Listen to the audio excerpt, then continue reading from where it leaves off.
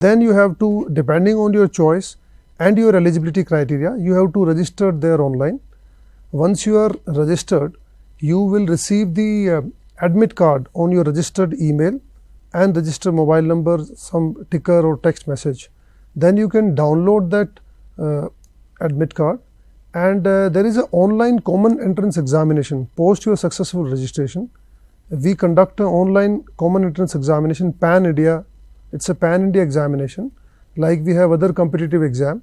So it is a computer based test which is generally conducted in more than 200 plus cities all across the country, and the centers are 400 plus like this here.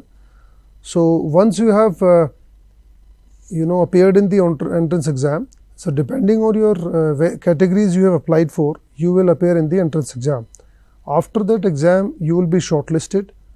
So the candidates who get shortlisted in the online entrance examination, they go for the second subsequent stage of the recruitment process. So that includes basically the physical fitness tests, followed by the physical measurement test, and subsequently there is a medicals for all these Agniveer recruits. And after they have done with their medicals, then there is a final merit list which is prepared, and then they are called for the they are dispatched to respective training centers for undergoing the various training for the various arms and services of Indian Army.